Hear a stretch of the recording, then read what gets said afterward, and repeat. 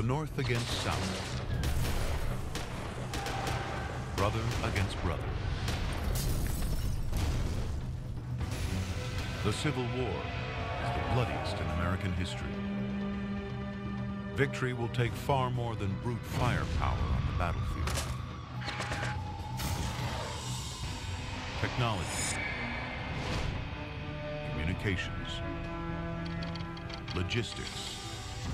It's what happens behind the front line that will ultimately decide this battle for America's future.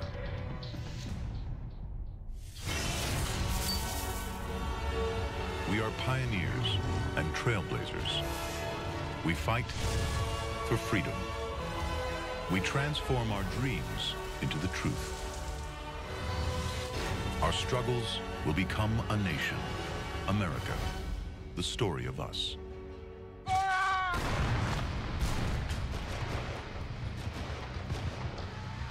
1862, the Civil War is at its height. North and South locked in a bitter conflict for the future of America. A new kind of bullet has brought this war to a terrible deadlock, bringing death on a scale never previously seen in warfare.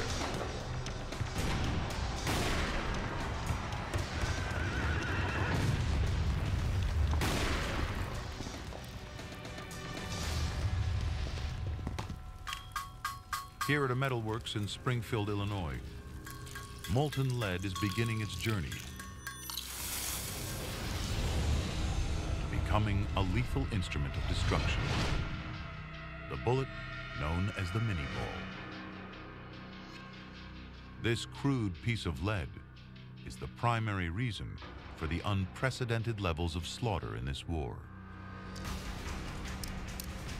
Invented in France, just an ounce in weight and ½ an inch across, one person can cast 3,000 mini balls an hour.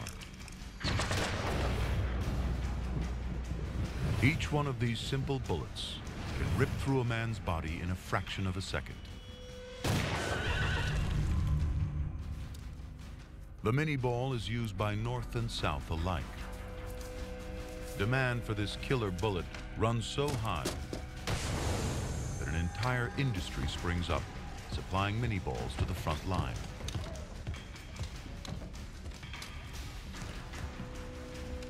In total, the North makes over ½ billion mini balls, ready to be fired from the 2 million muskets it supplies to its men.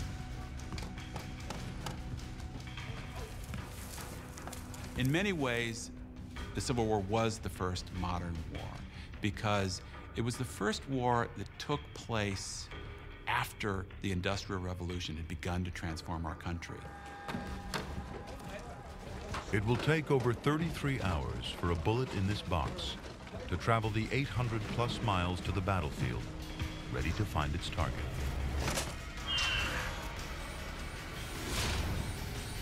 The new musket is much faster to reload than traditional weapons. Load the gunpowder, ram down the bullet,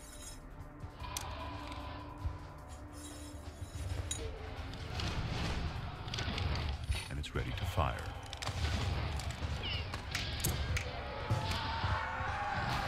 Imagine warfare where your ability to load a musket faster than the guy with the other musket would determine if you lived or died.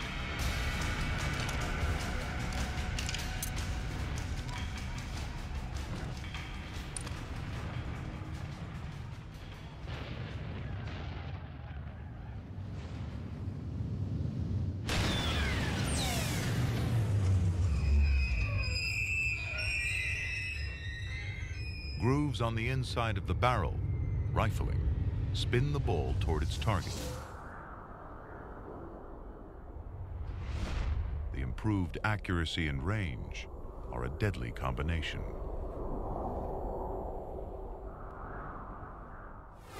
One second, everything's great. The next second, your buddy's head's gone, or his arm's flying off.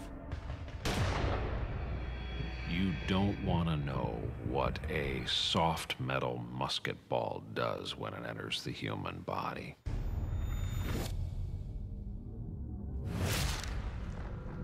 On impact, the bullet flattens out.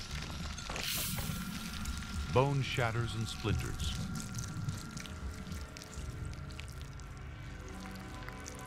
Causing further damage to muscle and tissue.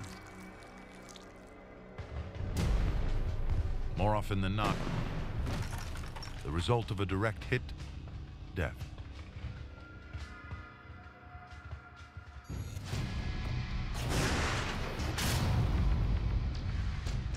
But for all the mini-ball's technological edge, the Army still uses traditional military tactics.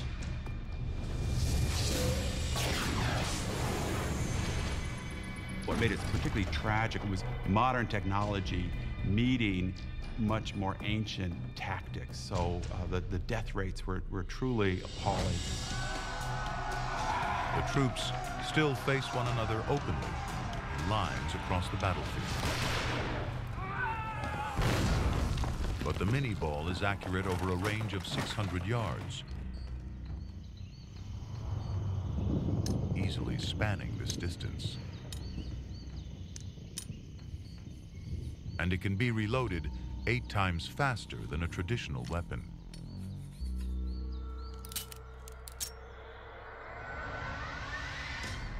The effects are catastrophic.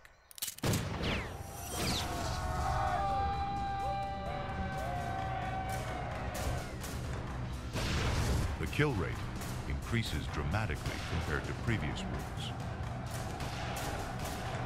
Across the battlefield, the results are carnage, blood and death on a previously unseen scale. They killed each other in droves, in lines, and in piles. Soldier Alexander Hunter writes, "One lay on his face with his body almost in 2 parts. Another was shot just as he was taking aim. One eye was still open while the other was closed, and one arm extended in a position of holding his rifle, which lay beside him on the ground." the troops on both sides must live in the middle of this untold death and suffering. Horatio Chapman records the experience in his diary. The dead in some places were piled upon each other, and the groans and moans of the wounded were truly saddening to hear. Some were just alive and gasping, but unconscious. Others were mortally wounded and were conscious of the fact that they could not live long.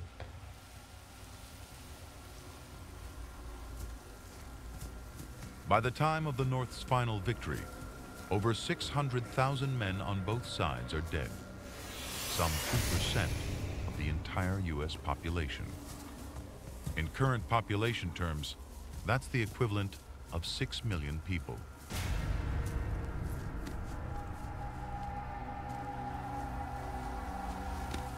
Almost half of the dead remain unidentified.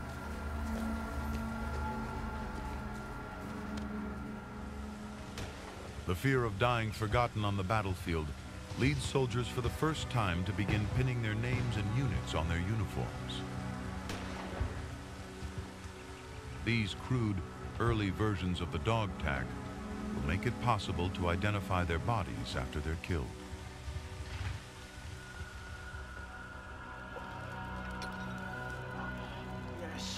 For the first time, America's growing postal service means soldiers can write to their loved ones from the front.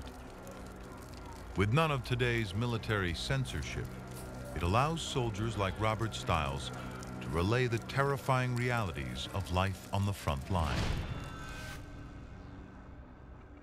The sights and smells that assailed us were simply indescribable. Corpses swollen to twice their original size.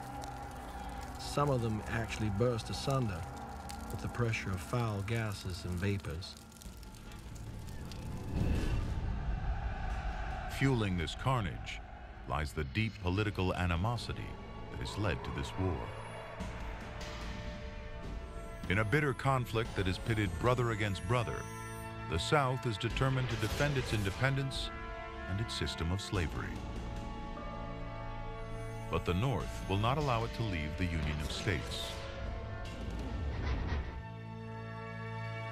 We fought and lost hundreds of thousands of men on both sides, fighting for what they believed was right. The unholy alliance of new weapons and outdated battle tactics means a body count on an industrial scale.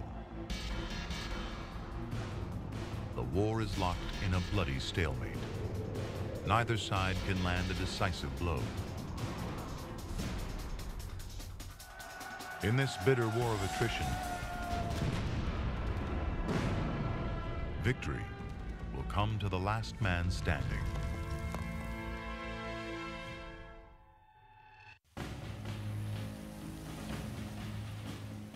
August 1862, over a year into the war. General Robert E. Lee's Confederate Army is readying to launch a wide-ranging assault against Union forces in Virginia. Highly motivated, these men are fighting on their home turf and are ready to die for Southern independence, its traditions, and its rural way of life. Its prosperity is built around a simple crop: cotton.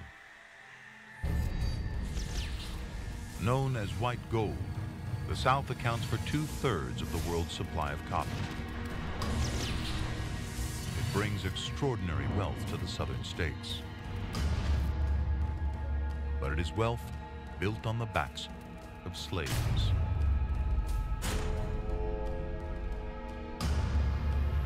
Now Lincoln's victory at the ballot box threatens this traditional way of life and the slavery it is built on.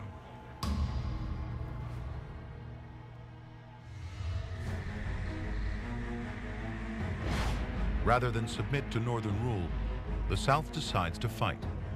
They want a separate nation. General Robert E. Lee takes command at the head of the newly formed Army of Northern Virginia. Lee, a brilliant graduate of the elite West Point Academy, is already a veteran of the Mexican War.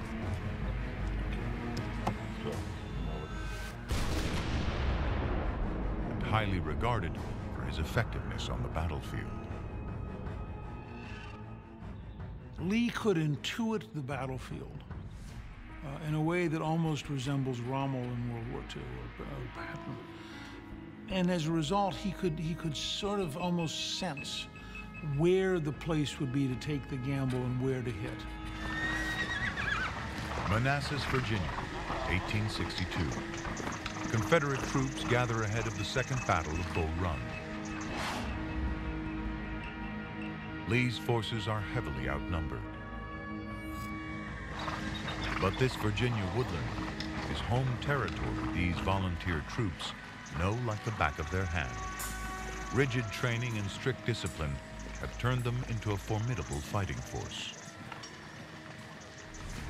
If you'd been a betting man back then, you would have bet the South would have won. The South only had to hold its territory. The North had to come and take it away. The North had to be the occupying force, which is far harder to do.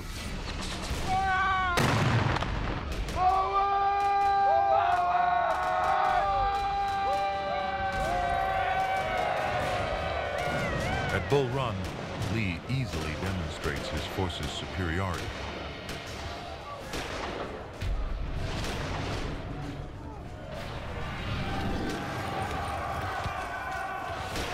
In one engagement lasting just 10 minutes, the Yankee 5th New York Regiment loses more men than any other regiment during the entire Civil War.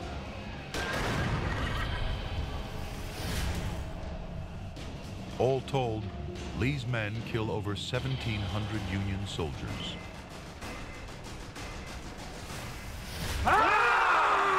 Determination and local knowledge give the South their greatest victory in the war to date.